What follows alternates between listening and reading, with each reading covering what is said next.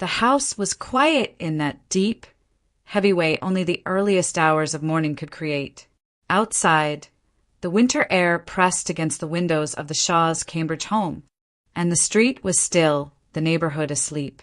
At 3 a.m., Eleanor Shaw woke abruptly, her heart beating just a little too hard for no clear reason. She wasn't someone who startled easily, yet something had tugged her out of sleep with a sharp, instinctive pull. It took her a moment to understand what she was hearing. A voice, low, tense, almost excited, drifted up the hallway. Richard's voice. She pushed the covers back and sat up, listening. The kitchen light was on, a faint, warm glow spilled down the hall. His words were hushed, but the tone carried a strange urgency she had never heard from him before. No, it has to be before that. Yes, the documents, the timing has to be perfect. Eleanor froze. Richard was whispering. Richard, her husband of 25 years, who never whispered. Not even when he was trying to surprise her. His voice held none of his usual morning calm or evening weariness. Instead, it carried a nervous energy, almost excitement, tinged with something sharper beneath it. She strained to catch more, her breath held in her chest. I told you, I'm handling it, no. She has no idea. A quiet pause. Fine. I'll call you tomorrow. Eleanor's fingers tightened around the blanket. She waited until the sound of his footsteps crossed the kitchen, then eased herself back under the covers, careful to make no sound. When the bedroom door finally creaked open, she shut her eyes and pretended to sleep. Richard slipped in quietly, too quietly, and lay beside her without a word. Eleanor stayed still, every nerve awake. The whispering, the secrecy, the tension in his voice. It floated around her like a cold draft she couldn't escape. By morning, Richard was a different man, or at least he pretended to be. He was already in the kitchen when she came downstairs, humming as he scrambled eggs, smiling in a way that felt rehearsed. Morning, sweetheart, he said cheerfully. I made breakfast. Thought we could eat together. Eleanor blinked at him. Richard never made breakfast. On weekdays, he usually rushed out with a travel mug of coffee, barely remembering to kiss her on the cheek. He set a plate in front of her as if this were a normal habit. I was thinking, he continued, sliding into the chair opposite hers, we should really start planning our 25th anniversary. Silver wedding, it's a big deal. We should celebrate properly this year. She searched his face, trying to reconcile the cheerful man before her with the whispering voice from the night before. Something about him didn't match. His smile was bright, too bright, stretched just a little too far. She felt it. The disconnect, the falseness, the forced warmth. He talked about venues, guest lists, the kind of champagne they should serve. He hadn't shown this level of enthusiasm about anything together in years. Eleanor nodded slowly, watching him pour himself more coffee. Her mind replayed the fragments she had heard. Documents, timing, she has no idea. At one point, Richard got up to take a call, leaving his phone on the counter. It buzzed a few minutes later with a reminder. Call R. The screen lit up with the words, simple, bare, unmistakably deliberate. When he returned, she gently asked, Who's R? Richard didn't hesitate. Just work, he said, waving a hand as if the subject bored him. You know how it is. Nothing important. But his eyes shifted away from hers. That was the moment the dread settled. Not like a sudden blow, but like a slow, creeping fog that moved quietly into the corners of her mind. She pressed her hands together under the table, forcing herself to breathe evenly. She told herself not to overthink, not to jump to conclusions, not after 25 years of marriage. But the truth was already forming inside her, quiet but undeniable. Something was wrong. Something had begun in the middle of that night, in the whispering she wasn't supposed to hear. And even though Eleanor tried to dismiss it, the first small seed of suspicion had already taken root. The following afternoon unfolded quietly, the kind of ordinary weekday where Eleanor usually lost herself in work emails and household tasks. But around 2 o'clock, the doorbell rang, sharp, insistent, unexpected. She wiped her hands on a towel and opened the door. Martha Shaw stood on the porch, wrapped in her long wool coat, her expression carrying its usual mixture of formality and unspoken critique. "Eleanor," she said briskly, stepping inside before being invited. "I was in the neighborhood and thought I'd stop by." Eleanor knew Martha was never in the neighborhood. She lived in a spacious condo in Back Bay and rarely left it without purpose. Still, she forced a polite smile. "Of course. Come in." The moment Martha entered the living room, her eyes began their familiar sweep, slow, assessing, quietly judgmental. She glanced at the framed photos on the wall, the modest but well-kept furniture, the soft rugs Eleanor loved. "It's cozy," Martha said after a moment, her tone laced with that gentle condescension she had perfected over the years. "Of course, my apartment has a bit more natural light, and the ceilings are higher, but this is nice in its own way." Eleanor said nothing. She'd learned long ago that Martha's comparisons were not invitations for debate. Martha settled onto the couch, smoothing her skirt. "Tell me, dear, have you and Richard thought about the future lately?" "The future?" Eleanor repeated cautiously. "Yes," Martha said, waving her hand as though her thoughts were grand and benevolent. "Things like long-term planning, inheritance, grandchildren." Eleanor's stomach tightened. "Martha, you know we don't have children." "Oh, I'm aware," Martha replied, sounding almost annoyed by the reminder. "But families are more than biological children. Richard has cousins, nephews, young people who could benefit someday.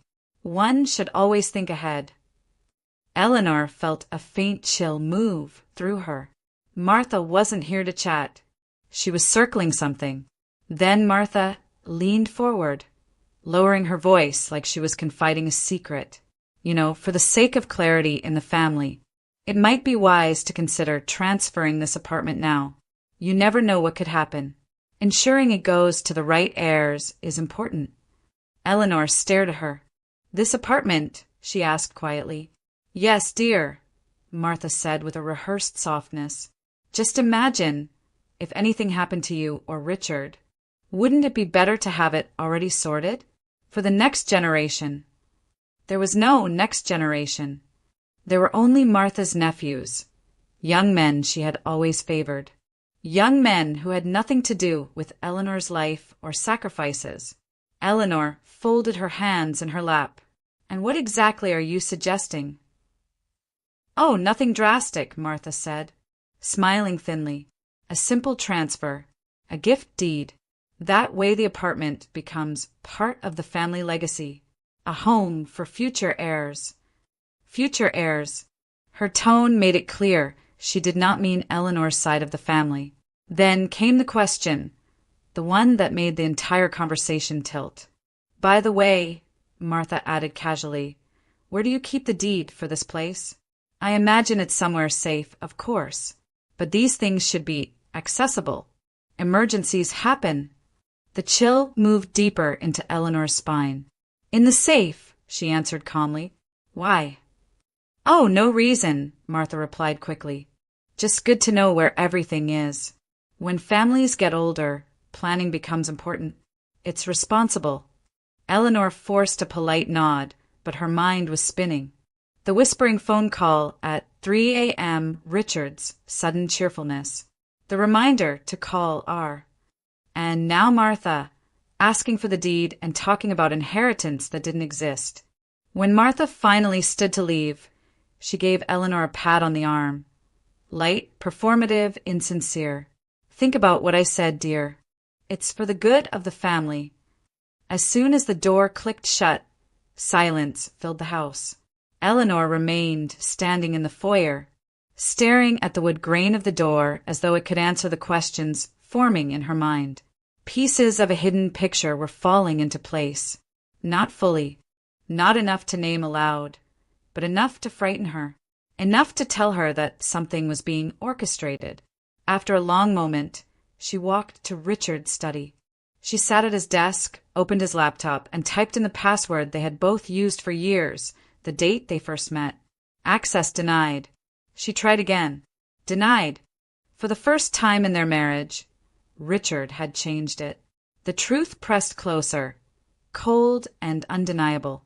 Something was happening behind her back, and it had already begun.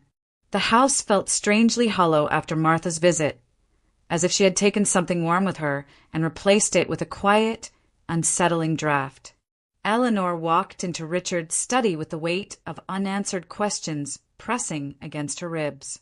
The laptop sat closed on the desk, looking ordinary, safe, familiar, but everything about it now felt different. She opened it, tried the old password again. Denied. The rejection stung, not because she wanted to invade Richard's privacy, but because the change confirmed what her instincts already knew. Someone who had nothing to hide would never bother altering something so routine.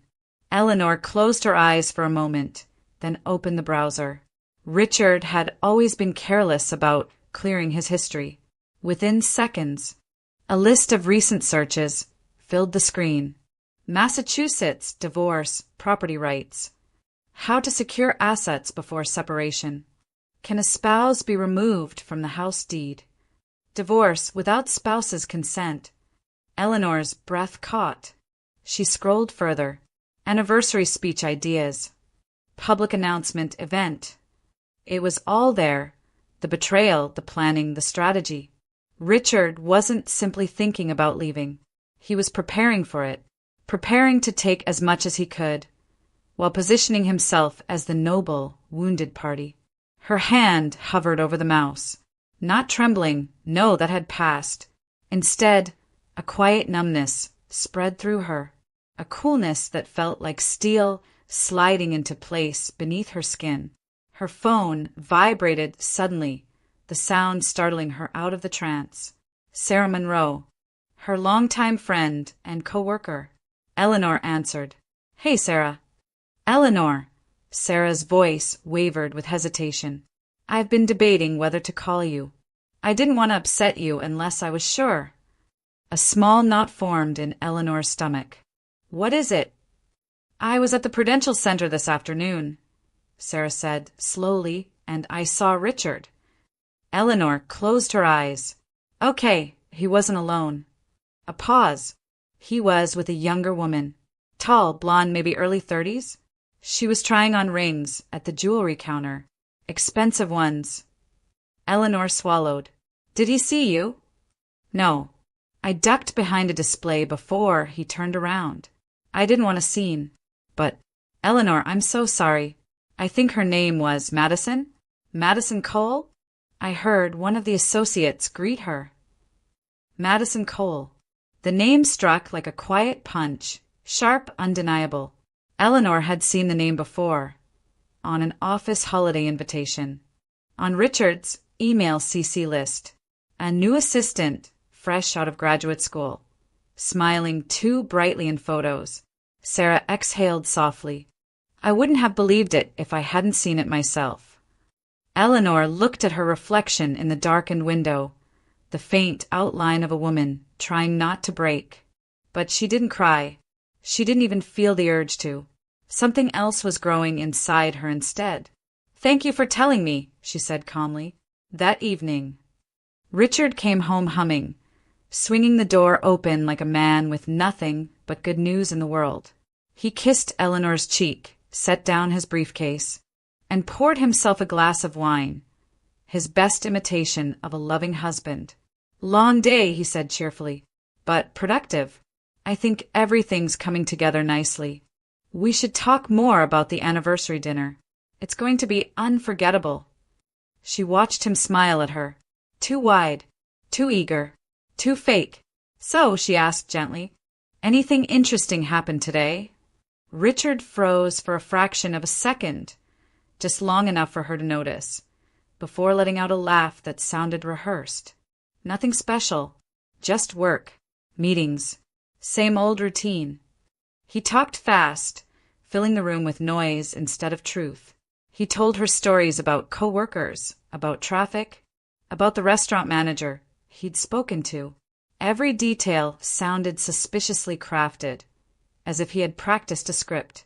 Eleanor sat across from him, her hands folded neatly in her lap, her face calm. But inside her the landscape was shifting. Confusion was gone. Hope was gone. Even fear was gone. What remained was clarity, cold, precise, and steady as a blade. She now understood the betrayal wasn't a moment of weakness. It was a plan, a strategy, a stage performance with an ending he thought he controlled. And Eleanor knew, as she sat quietly watching him talk, that her world had already changed forever. Eleanor woke the next morning with a weight in her chest that felt both familiar and strangely transformed. The previous night's discoveries, the searches, the jewelry store citing Madison Cole's name, had stripped away the last traces of denial. She wasn't imagining things. Something deliberate, calculated, and cruel was unfolding around her. She didn't call Richard. She didn't confront him. Instead, she got dressed, slipped her documents into a neat leather folder, and took the red line into Boston. Irene Blake's office overlooked Post Office Square, a modern glass and oak space softened by plants and well-worn law books. Eleanor hadn't seen Irene in several months, but the moment she stepped inside, her friend looked up from the conference table, saw her expression, and stood. "Ellie," she said softly, "sit. Tell me everything." Eleanor did. The midnight whisper, the changed computer password, the browser history, Martha's probing questions about inheritance, Sarah seeing Richard with Madison at the jewelry counter. By the time she finished, Irene's jaw was tight with controlled anger, the kind she reserved for the most manipulative spouses she'd seen in court. "This isn't garden variety infidelity," Irene said, leaning forward. "This is a setup." Eleanor swallowed. "I thought so too, but I needed to hear it from someone who understands the law." Irene tapped a pen against her legal pad. "They're preparing a psychological ambush. It's textbook. Isolation, sudden affection, a big public event like an anniversary dinner or family gathering. And then when you're off balance, pressure to sign over property. They want your apartment. And if he's been researching asset protection before separation, he's planning to hit you with papers immediately after." Eleanor felt a cold shiver run through her, but it wasn't fear. It was recognition. "What do I do?" she asked. Irene sat straighter, switching fully into attorney mode. "First, documentation. Everything you've told me, write it down. Dates, times, what you heard, what you saw, who told you what.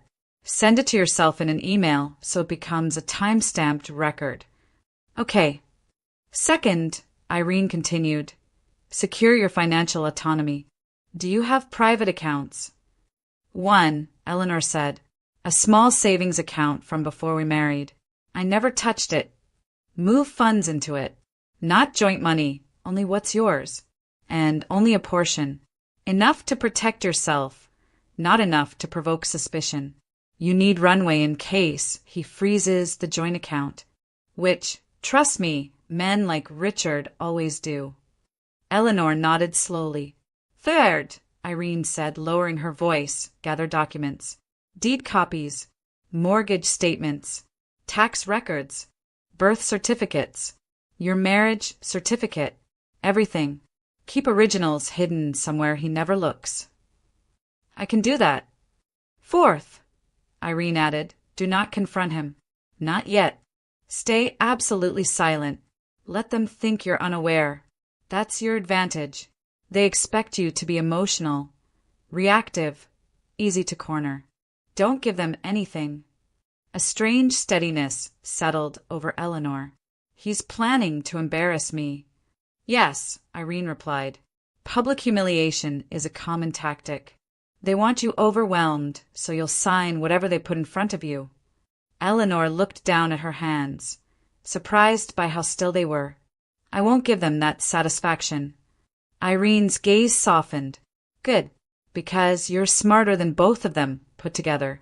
You've built a stable life, a home, a career, things that intimidate people like Richard and Martha. They need you to feel small. Don't let them. For the first time in weeks, something warm flickered in Eleanor's chest. Not joy, but resolve. The kind that grows quietly, cleanly, the way dawn spreads across a winter sky. Irene walked her to the elevator. Keep your routine the same, she instructed. Act normal. Watch. Listen. And when the moment comes, you'll be ready. Eleanor stepped out onto the bustling downtown sidewalk. Cars rumbled past, office workers hurried by, and the cold sharpness of the Boston air cleared her thoughts. The city moved around her with calm purpose, and for the first time, she felt aligned with it, not spiraling, not powerless, but anchored. She returned home that afternoon quieter, steadier, every step measured. Richard would come back at his usual hour, cheerful and performative, rehearsing whatever story he needed her to believe. And she would smile, and listen, and wait, because now she finally understood the game being played, and she knew she would not be the one caught unprepared. The next morning unfolded quietly, almost deceptively so. A soft drizzle tapped against the kitchen windows while Eleanor made tea, moving with a calm she hadn't felt in weeks. Richard had left early, too early, murmuring something about a site visit and long meetings, his tone overeager, his smile stretched thin. Eleanor didn't believe a word of it, but she didn't need to. Not anymore. Around noon, the doorbell rang. A uniformed courier stood on the porch, holding a thick, cream-colored envelope with a New York law firm's embossed seal. The sight of it made her chest tighten, not with fear, but with an inexplicable sense of gravity. Delivery for Mrs. Eleanor Shaw. Signature required. She signed, thanked him, and carried the envelope inside, her fingers brushing over the heavy paper. She knew her Aunt Margaret in New York had passed 6 months ago, but the estate had been tied up in probate. Eleanor assumed there would be little left. Margaret had lived simply despite her Manhattan address. Still, something about the envelope felt significant. She sat at the dining table, slid her thumb beneath the seal and opened it. Inside was a letter from the Manhattan executor and a stack of formal documents.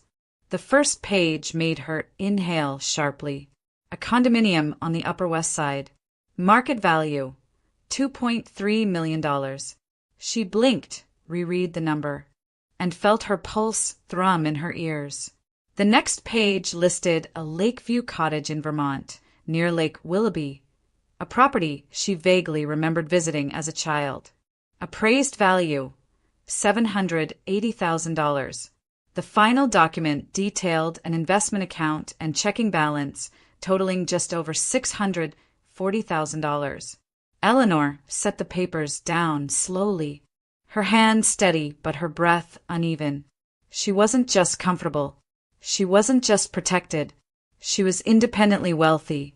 For a long moment, she simply sat there, absorbing what this meant, not just financially, but strategically, emotionally, practically. Richard could know. Not now. Not until the moment she chose. This inheritance changed the entire landscape. Irene had warned her about a psychological ambush, about a public scene designed to crush her composure and force her into signing over assets. But this shifted the power entirely. She wasn't trapped. She wasn't cornered. She had options. She had her own foundation, one that Richard had no claim to, not under Massachusetts law. Eleanor leaned back in her chair, letting out a long, controlled exhale. The rain against the windows felt gentler now, almost melodic. For the first time since the midnight whisper, her fear loosened.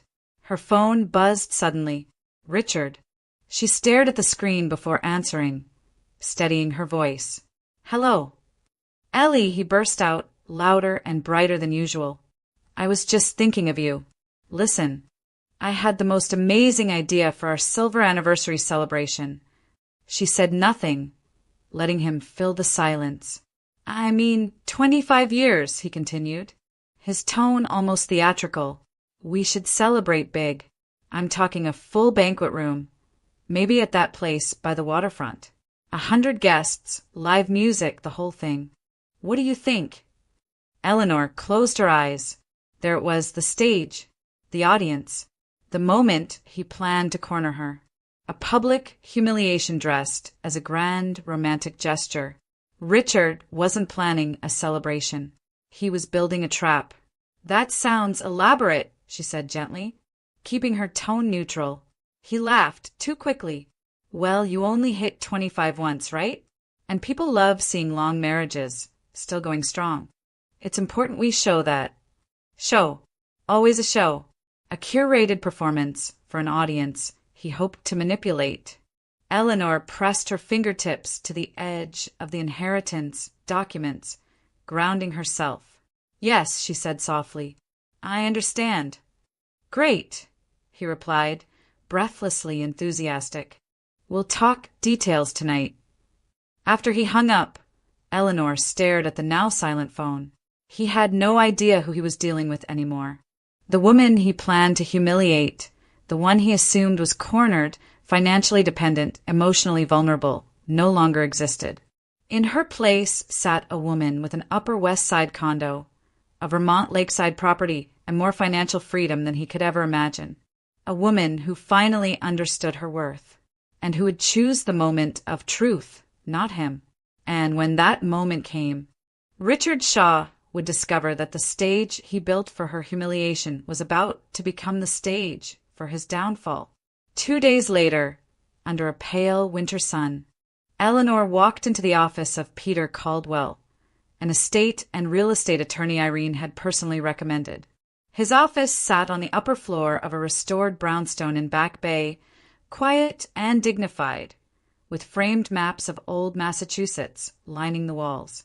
Peter rose when she entered, offering a steady handshake. Irene told me you were coming. Please sit. Let's take a look at what you brought. Eleanor handed him her folder. The Cambridge deed, the purchase documents, tax filings, and her inheritance papers. Peter adjusted his glasses, methodically reviewing each page with a practiced calm. After several minutes, he leaned back in his chair. Mrs. Shaw, he said, tapping the Cambridge deed with his pen, your home is 100% separate property. You purchased it 5 years before you got married, under Massachusetts law, unless you refinanced it jointly or added your husband to the deed, which you did not. He has no legal claim to it. Eleanor exhaled, feeling tension release from her shoulders. So Richard can't touch it? Not even remotely, Peter replied. Not in divorce, not in separation, not in probate. It's not marital property, and I'll put that in writing. He began preparing a notarized confirmation, his tone reassuring but firm. I've seen cases like this, he continued. Spouses who believe they're entitled to things they never built, never earned. But legally, you're ironclad. This home is yours. Eleanor watched the notary's stamp descend onto the document, sharp, final, unquestionable. Something inside her settled. This wasn't just emotional strength now. This was legal armor. Peter placed the certified copies into a protective sleeve. Keep these somewhere safe. And I suggest scanning them to an encrypted drive. People get unpredictable when money and separation are in play. She nodded. I understand. And one more thing, he added gently. If you sense he's planning something, don't confront him. Let him act. The more he does, the more documentation you have. Eleanor almost smiled at the symmetry of his words with Irene's earlier advice. Yes, I've been told to stay quiet. Good, Peter said. Silence is your advantage. She thanked him, stepped back out onto the brick-lined street, and felt the Boston wind sweep across her face. Today, that cold air didn't sting. It clarified. She had something Richard didn't expect, the law on her side, and something else, her inheritance he knew nothing about. As she walked toward the T station, she felt a steady confidence rising in her chest. The trap he was building would never hold. Not with the foundation she now had. When Eleanor arrived home, she brewed herself tea and checked the bank app on her phone, a habit she'd formed since Irene warned her about sudden financial movements. Her heart tightened. Richard had withdrawn $7,800 from their joint account over the past week.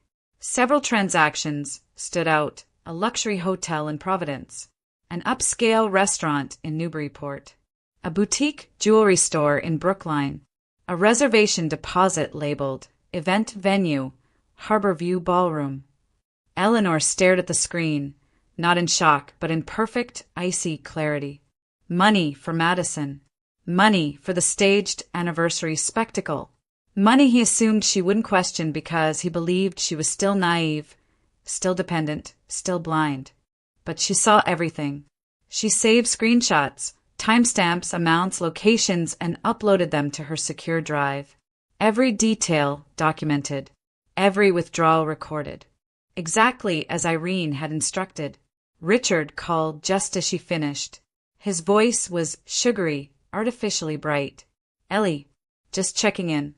I'm swamped with work today, but I thought we could go over plans tonight. I've got some great ideas for the guest list." Guest list? Of course. 100 people, he added, laughing lightly as if they were planning the happiest night of their lives. It'll be a night to remember. Eleanor's gaze slid to the certified deed on the table, its embossed seal catching the light. "Oh," she replied calmly, "I'm sure it will be." He didn't hear the double meaning. He never would. After the call, Eleanor placed the documents in her lockbox, slid it under the bed, and stood quietly in the dimming afternoon light. She was no longer reacting. She was preparing, watching, recording. Every step Richard took brought him closer to the moment he thought he controlled. And every step she took brought her closer to the moment that would shatter his illusion entirely. The advantage was hers now, silent, legal, unshakable.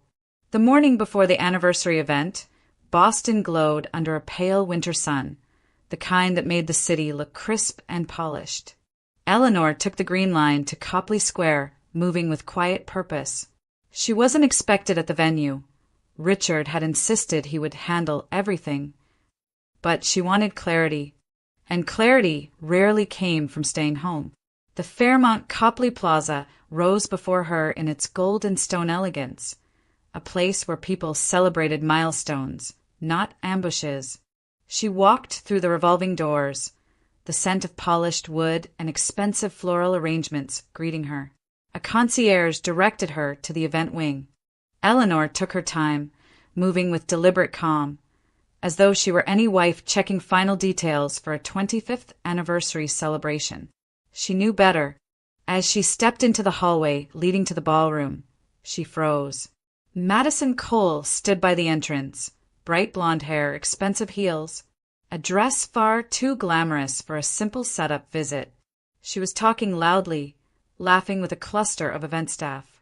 Eleanor slipped behind a decorative column, listening. Madison's voice floated through the air, sugary and bold. "He promised everything will be official soon," she said. "We've already started planning how we'll decorate the Cambridge place. It'll be perfect once the papers are signed." One of the staff members asked, "Signed? Like wedding papers?" Madison giggled. "Oh no, not that kind. Not yet, anyway." She lowered her voice proudly. "He said the apartment will be ours once his wife signs it over. Tomorrow's the big moment."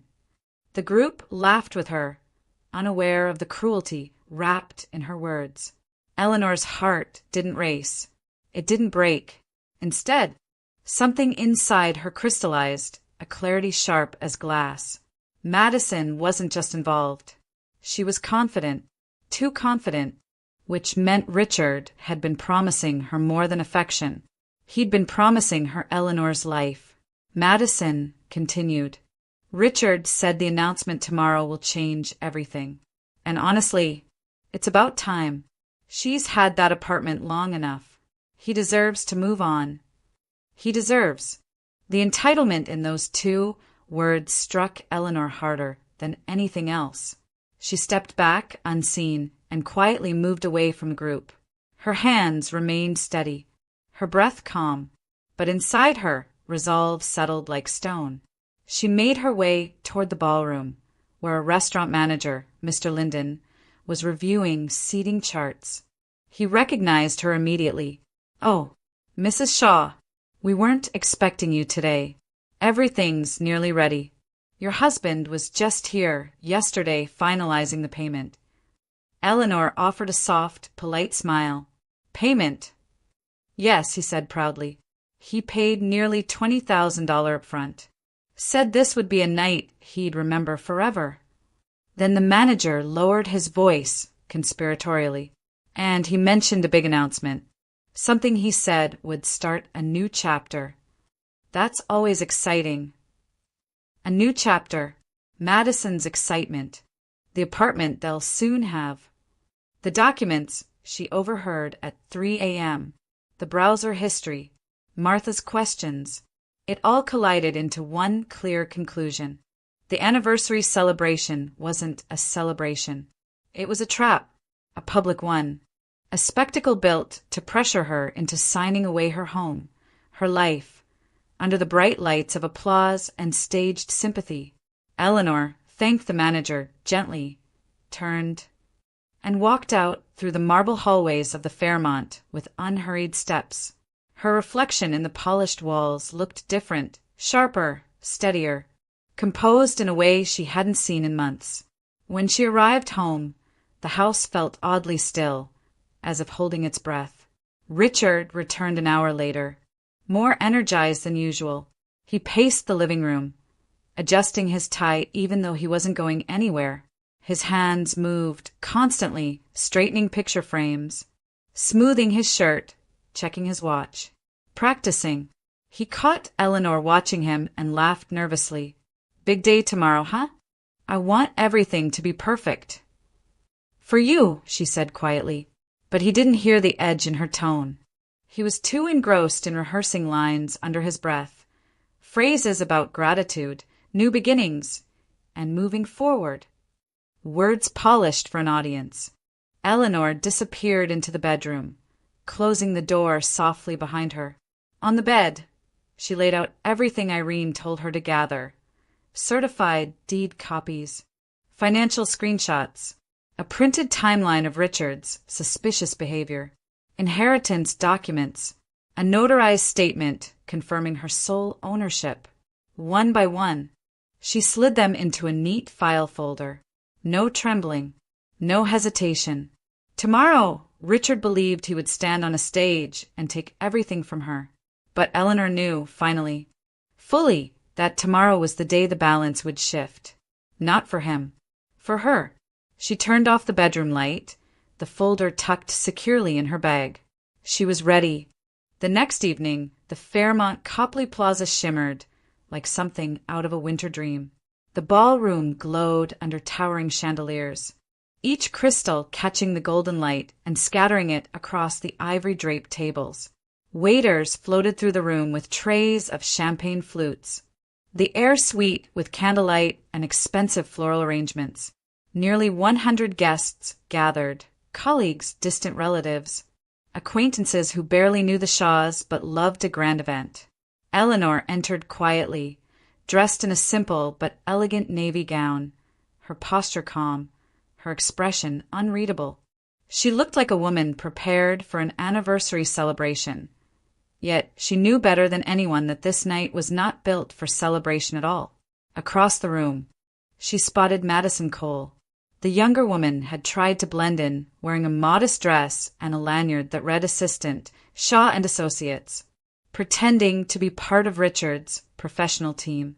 Eleanor almost admired the audacity. Almost.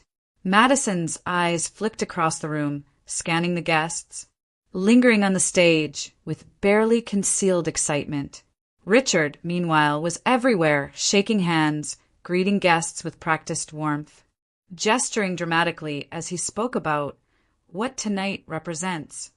His confidence radiated off him like heat. Martha stood near the front, a champagne flute in hand. Lips curved in a small, triumphant smile. Then, just before dinner service began, Richard tapped a spoon against his glass. The ballroom fell into a hush. He stood on the small, decorated stage, a spotlight settling on him as if the entire night existed only for this moment. He placed a hand over his heart, an actor preparing for his monologue. "Thank you all for being here tonight," he began, his voice carrying easily across the room. 25 years, it's a long journey. A journey full of memories, challenges, and truth. Eleanor felt dozens of eyes shift toward her, then back to him. She kept her expression perfectly still. Richard continued, "I've been doing a lot of reflection lately. About life, about direction, about gratitude." He paused, letting the silence fill with anticipation. "And sometimes moving toward the truth means making difficult decisions."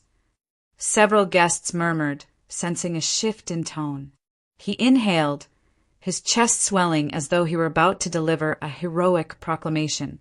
"I believe in honesty, and in being true to ourselves, which is why I feel it's time to share with all of you a very personal decision."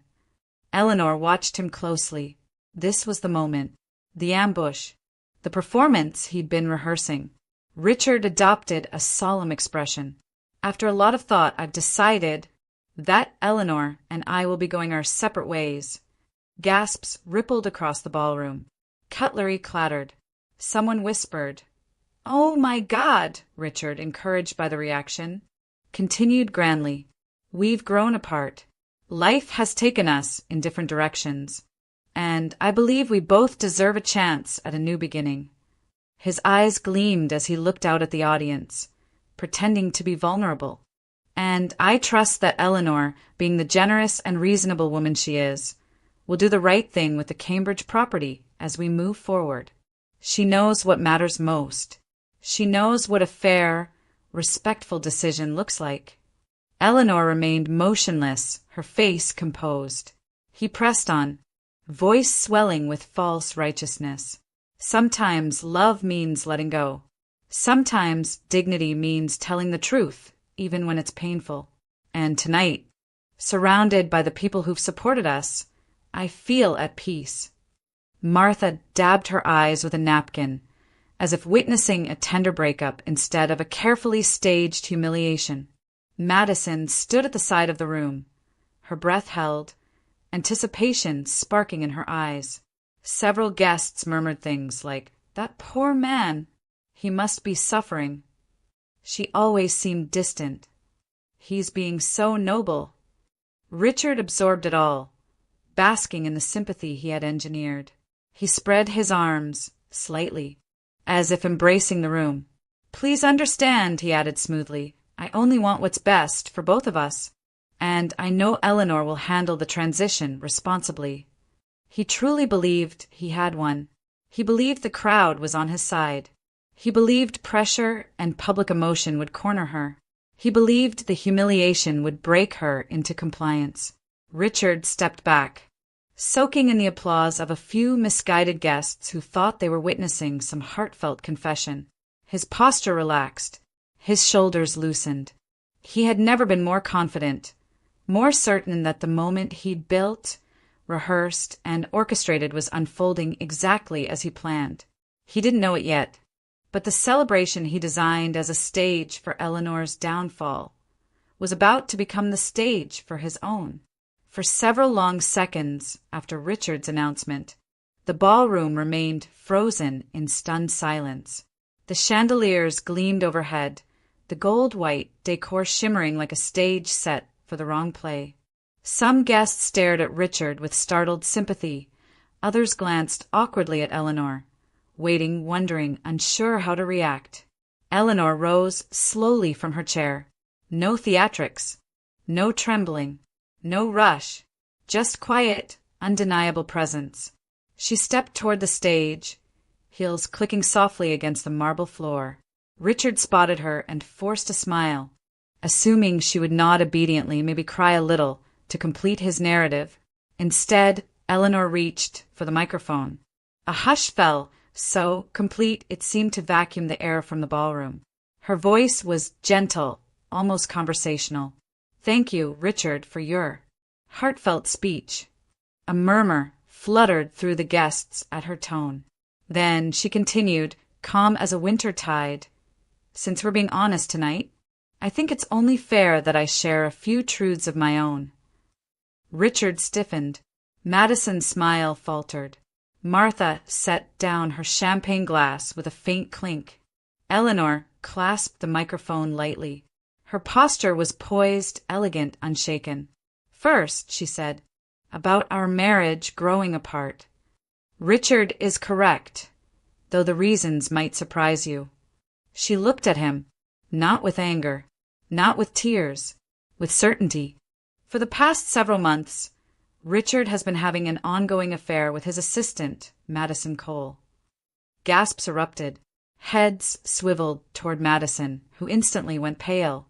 Eleanor continued without raising her voice. "They've been visiting hotels, jewelry stores, restaurants. I know because the charges came directly out of our joint bank account." She paused. "Over $7,800 in the past week alone." The room exhaled, collectively shocked. Madison hissed, "You told me you were getting a divorce weeks ago." But Eleanor lifted a hand slightly, not to silence her, but to reclaim the focus with effortless precision. "Second," she said, "about the Cambridge home. Richard implied I would do the right thing." She let out a small, almost amused breath. "The right thing is to correct his lie." She reached into her clutch and pulled out a crisp, notarized document. "This house is my separate property, purchased years before our marriage. Under Massachusetts law, Richard has zero claim to it, no matter how much he rehearsed his speech." The document gleamed under the light as she held it up briefly. Martha's face drained of color. Eleanor let the paper fall back into her bag. "Third, Richard mentioned new beginnings and honesty. Yet he left out his hidden debts, his outstanding personal loans, and the financial misconduct he hoped I would absorb after he left." Another ripple surged through the audience, this one sharper, cutting. Richard stepped forward, voice cracking. "Eleanor, this isn't the place." "This," she said quietly, "is exactly the place." Her quiet composure made her words land with even greater force. "And finally, since we're talking about transitions, I want to thank my late aunt for leaving me her estate." She spoke the next sentences with calm clarity. "A condominium on the Upper West Side, a lakeside home in Vermont, and a substantial investment account." Gasps again, this time louder. Madison stared at Richard as if seeing him for the first time. "You told me you needed that Cambridge place because you too were broke. You lied to me." Richard grabbed for her arm, frantic. "Madison, don't make a scene." She yanked her hand away. "Don't touch me. You said she had nothing. You said she'd already agreed to sign the deed." Guests turned fully toward Richard now, expressions shifting from sympathy to disgust. Conversations sparked around the room, like small fires. "Cheating on your wife.